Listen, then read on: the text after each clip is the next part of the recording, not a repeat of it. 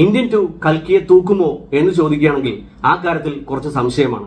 Indian 2 അമിത പ്രതീക്ഷകളുമായി പോയില്ലെങ്കിൽ ഒരു one time watchable movie. റേറ്റിംഗിനെ പറ്റി ചോദിക്കുകയാണെങ്കിൽ 3 ഔട്ട് ഓഫ് 5.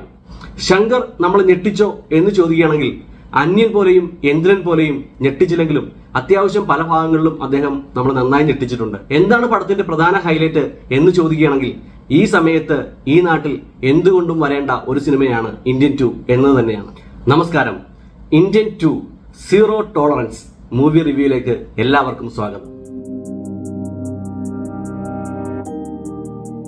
ഒറ്റവാക്കിൽ പടത്തെ പറ്റി പറയുകയാണെങ്കിൽ ഒരു വൺ ടൈം വാച്ചബിൾ മൂവി എന്ന് മാത്രമേ നമുക്ക് പറയാൻ കഴിയൂ.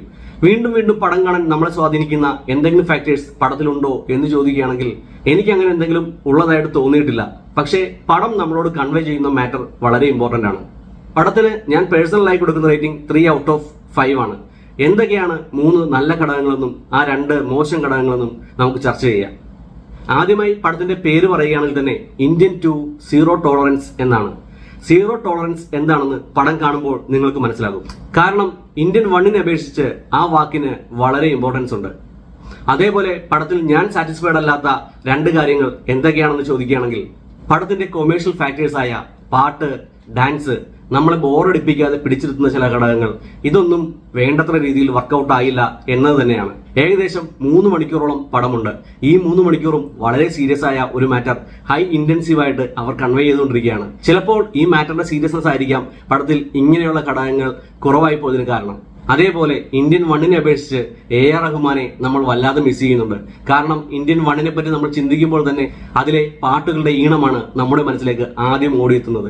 അങ്ങനെ നമ്മുടെ മനസ്സിൽ തങ്ങി നിൽക്കുന്ന എന്തെങ്കിലും പാട്ടുകൾ ഇതിലുണ്ടോ എന്ന് ചോദിക്കുകയാണെങ്കിൽ ചിലപ്പോൾ കുറച്ച് നിരാശയായിരിക്കും ഫലം. എനിക്ക് നെഗറ്റീവായി ഫീൽ ചെയ്ത രണ്ടാമത്തെ ഫാക്ടർ എന്ന് പറയുന്നത് കഥയിൽ ചോദ്യമില്ല എന്നതാണ്. ഓരോ സീനുകൾ കാണുമ്പോഴും ഇതൊക്കെ നടക്കുമോ എന്ന് നമ്മൾ അറിയാതെ ചോദിച്ചു പോകും. എന്തിനും അന്യനിലുമാണെങ്കിൽ അതൊക്കെ കുറച്ച് സൂപ്പർ നാച്ചുറൽ ആണ് എന്ന് നമുക്ക് വിശ്വസിക്കാം. പക്ഷേ ഇന്ത്യൻ അങ്ങനെയല്ലല്ലോ. ഈ 2 ഫാക്ടേഴ്സ് ആണ് എനിക്ക് കുറച്ച് നെഗറ്റീവായി ഫീൽ ചെയ്തത്. ഇനി പടത്തിന്റെ പോസിറ്റീവ് ഘടകങ്ങൾ എന്തൊക്കെയാണ് എന്ന് നോക്കുകയാണെങ്കിൽ ഒന്നാമതായി പറയേണ്ടത് പടം ഡിസ്കസ് ചെയ്യുന്ന മാറ്ററിന്റെ സീരിയസ്നെസ് തന്നെയാണ്. എന്തുകൊണ്ടും ഈ സമയത്ത് വരേണ്ട ഒരു സിനിമ തന്നെയാണ് ഇന്ത്യൻ 2. കാരണം അഴിമതിയിൽ മുങ്ങിക്കുളിച്ചിരിക്കുന്ന ഒരു രാജ്യം. എന്നാൽ പണ്ടത്തെ പോലെ അഴിമതി ഉണ്ടോ എന്ന് ചോദിക്കുകയാണെങ്കിൽ പല മേഖലകളിലും കുറഞ്ഞിട്ടുണ്ട്. എന്നാൽ നമുക്കറിയാത്ത പുതിയ പുതിയ മേഖലകളിൽ അത് കൂടിയിട്ടുണ്ട് എന്ന് വേണം പറയാൻ. പിന്നെ പടം പറയാതെ പറയുന്ന യഥാർത്ഥ സൂപ്പർ ഹീറോ അതാരാണ് എന്ന് ചോദിക്കുകയാണെങ്കിൽ സോഷ്യൽ നെറ്റ്വർക്കിംഗ് അല്ലെങ്കിൽ സോഷ്യൽ മീഡിയ തന്നെയാണ് പടത്തിലെ യഥാർത്ഥ സൂപ്പർ ഹീറോ എന്ന് നമുക്ക് മനസ്സിലാകും. രണ്ടാമത്തെ നമ്മളെ ഞെട്ടിക്കുന്ന അല്ലെങ്കിൽ ഏറ്റവും എക്സൈറ്റിംഗ് ആയിട്ടുള്ള പ്രധാന ഘടകം എന്ന് പറയുന്നത് AI സാന്നിധ്യമാണ്. പടത്തിന്റെ പ്രൊമോഷൻ തൊട്ട് തന്നെ ശങ്കർ പറയുന്നുണ്ട് AI മരിച്ചുപോയ പല നടന്മാരും തിരിച്ചു വന്നിട്ടുണ്ടെന്ന്. അതിൽ എനിക്ക് ഏറ്റവും ഇൻട്രസ്റ്റിംഗ് ആയി തോന്നിയത് വിവേകിനെയാണ്. നെടുമുടി വേണു വന്നിട്ടുണ്ട്. പക്ഷെ നെടുമുടി വേണു എത്രത്തോളം പെർഫെക്റ്റ് ആയി എന്നുള്ളത് നിങ്ങൾ കണ്ടു തന്നെ തീരുമാനിക്കുക. പക്ഷേ വിവേക് വളരെ സൂപ്പർ ആയിട്ടാണ് അദ്ദേഹം വന്നിരിക്കുന്നത്. അദ്ദേഹത്തെ സ്ക്രീനിൽ കണ്ടപ്പോൾ എന്തെന്നില്ലാത്തൊരു സന്തോഷം എല്ലാവർക്കും ഫീൽ ചെയ്തു. കാരണം തിയേറ്റർ മുഴുവൻ നല്ല കയ്യടിയായിരുന്നു. അതേപോലെ പടത്തിന് പോസിറ്റീവായിട്ട് പറയാൻ പറ്റുന്ന മൂന്നാമത്തെ വലിയൊരു ഫാക്ടർ എന്ന് പറയുന്നത് ഇതൊരു ബ്രഹ്മാണ്ഡ സിനിമയാണ്. അല്ലെങ്കിൽ ഇത് ഓൾ ഓവർ ദ വേൾഡ് റിലീസാകുന്ന ഒരു സിനിമയാണ് എന്നത് തന്നെയാണ്. വലിയ ക്യാൻവാസ് എന്ന് പറഞ്ഞാൽ ശങ്കർ കഴിഞ്ഞിട്ട് മാത്രമേ ഇന്ത്യൻ സിനിമയിൽ വേറൊരാളുള്ളൂ. ചുരുക്കി പറയുകയാണെങ്കിൽ എന്തുകൊണ്ടും വൺ ടൈം വാച്ചബിൾ എന്ന രീതിയിൽ പടം നല്ലൊരു മൂവി തന്നെയാണ്.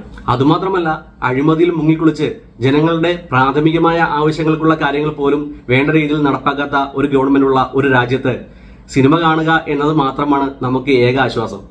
സിനിമയിലെങ്കിലും അഴിമതിക്കെതിരെ പോരാടുന്ന ഒരു വീരനെ കണ്ടാസ്വദിക്കാം എന്നുള്ളത് കൊണ്ട് തീർച്ചയായും എല്ലാവരും ഈ പടം കാണണം. എന്തുകൊണ്ട് ഈ സിനിമ എല്ലാവരും കാണണം എന്ന് പറയുകയാണെങ്കിൽ രാജ്യത്തിന്റെ ഈ അവസ്ഥയ്ക്ക് കാരണം എല്ലാവരുമാണ്. അതിൽ പണക്കാരനുണ്ട്, പാവപ്പെട്ടവനുണ്ട്, ഇടത്തരക്കാരനുണ്ട്. അതുകൊണ്ട് തന്നെ എല്ലാവരും ഈ സിനിമ കണ്ടു തന്നെ ആവണം.